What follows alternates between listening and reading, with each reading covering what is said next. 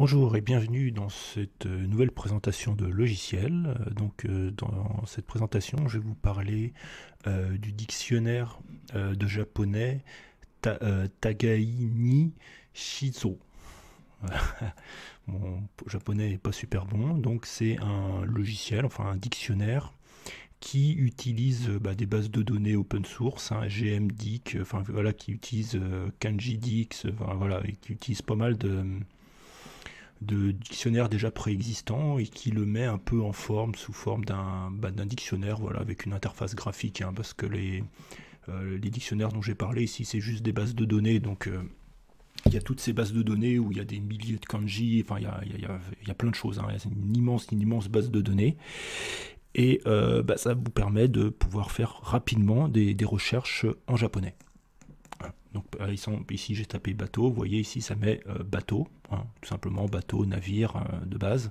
Et après on a plein de déclinaisons, on a barque, petit bateau, paquebot, bateau, vaisseau, dans le sens vaisseau, dans le sens vaisseau militaire un peu, quelque part. Le tronc, le corps, le torse aussi, bah oui parce que ça fait la cage thoracique, ça a un peu la forme d'un bateau aussi, donc ça reprend le... Il y a beaucoup de logique comme ça en japonais, hein. Vous voyez, ça reprend à peu près le même signe. Vous voyez ici le radical, ça c'est un kanji, hein. Un kanji, et ça c'est un radical. Le radical du kanji qui se trouve sur le côté gauche ici, c'est à peu près le même, hein, sauf qu'on n'a pas les deux petits points et le petit trait sur le dessus. Mais vous voyez, c'est la même...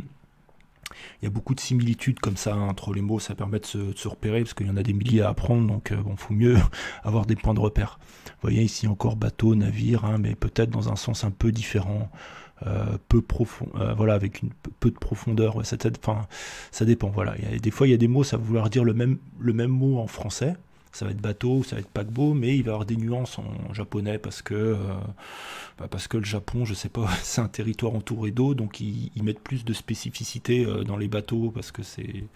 Enfin, j'en sais rien en fait, j'en sais rien. Donc ici, on a quelque chose qui est bien, quelque chose que j'ai vraiment beaucoup de mal à apprendre et à apprendre par cœur, c'est les hiragana et les katakana, les kana quoi. Bon, il y en a certains, c'est plus facile, A, I, U et O, voilà, ça c'est facile, mais il y en a certains, bon, c'est un peu plus compliqué.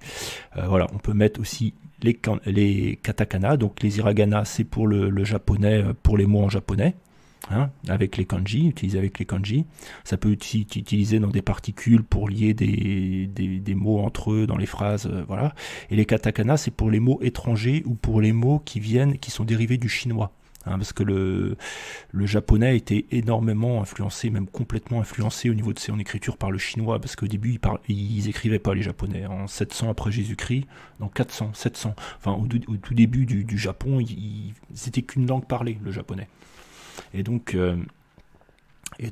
c'est les Chinois qui leur ont appris à écrire, tout simplement. Voilà, et puis on peut même cocher ici, et vous voyez, il y a certains hiragana qui sont maintenant obsolètes, mais qui peuvent servir si on lit des anciens textes. Voilà. Donc voilà pour toute la partie recherche de mots, hein. Donc là, on peut créer des listes, hein. On peut créer des listes de mots, on peut apprendre les choses. On peut ici, le GLPT, c'est les... comment on peut dire ça? C'est le référentiel en fait pour apprendre le japonais pour les nouveaux apprenants en japonais. Le niveau 5 étant le niveau le moins élevé, le niveau 1 le plus élevé, hein. Et donc on voit, ici il suffit de cocher niveau 5, et là on n'a plus que des mots qui viennent du niveau 5. Vous voyez, ça réduit énormément, hein. On décoche, là on a tous les mots, en rapport toujours avec bateau, hein. Niveau 4, vous voyez, on a 3 mots. Et puis plus on monte, voilà, là on a que 2 mots. Là on a que 3 mots, hein. Voilà, vous voyez, on a toujours bateau, vaisseau, mais peut-être de façon un peu plus compliquée, un peu plus précise. Et là, bon bah là, ça c'est les mots compliqués, hein, qu'on apprend au niveau 1. Voilà, parce qu'il y a une classification, tel type de symbole c'est pour les niveaux faciles, tel type de... C'était par rapport... ça a été classé par rapport à leur récurrence dans la langue japonaise, par rapport à... Voilà, c'est au début, voilà, c'est des kanji faciles, et après on a des trucs de plus en plus compliqués. On peut prendre des notes, on peut se faire voilà, on peut se faire du vocabulaire, voilà, on peut chercher voilà, des mots, parce que là c'était par rapport à du français ou de l'anglais pour le japonais, mais là c'est l'inverse, par rapport au kanji, on peut retrouver, hein, voilà, ici par exemple, je tape ici, ça veut dire la puissance, ce radical-là, hein, le radical de la puissance, et on peut mettre un autre composant, on met ce composant-là. Bon, on n'obtient pas grand-chose. On va tester, hop, on va tester un autre composant avec. Bon, là, on n'a rien. J'ai pas d'idée qui me viennent en tête. On va utiliser... hop, non...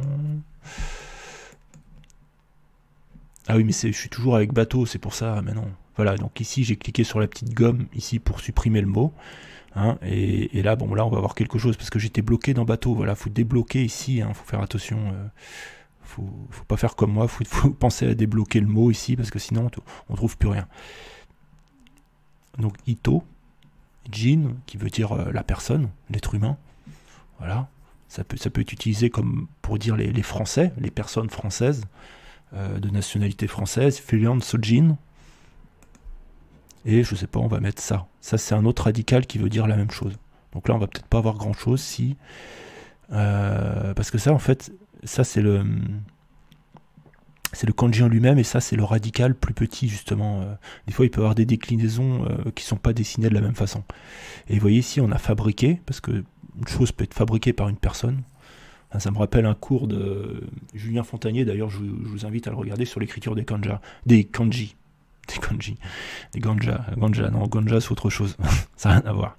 Le corps, hein, donc ça c'est le livre, j'ai trouvé ça assez poétique, tu vois, la personne, le livre de la personne c'est le corps.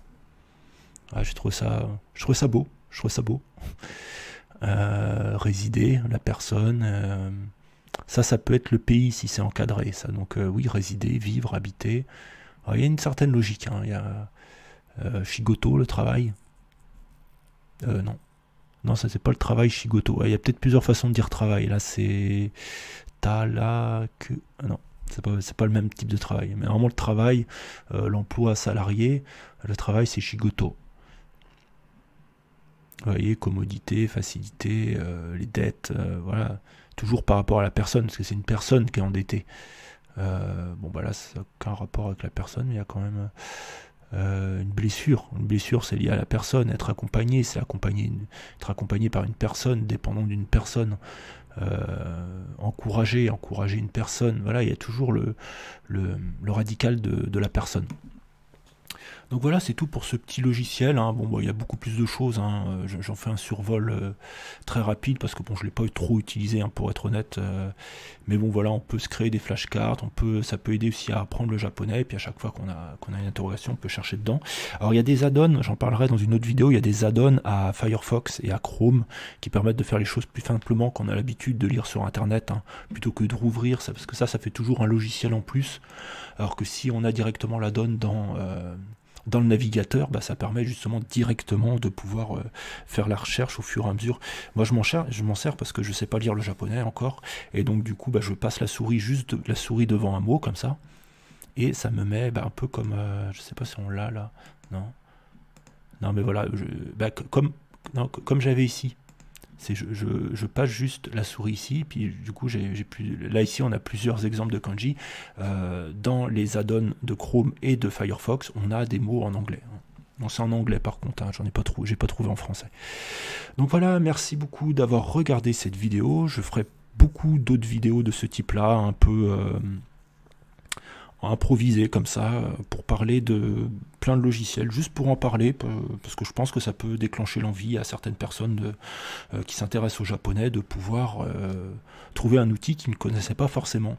A très bientôt pour une prochaine vidéo. Par contre, je sais pas comment arrêter ça, moi. Stop.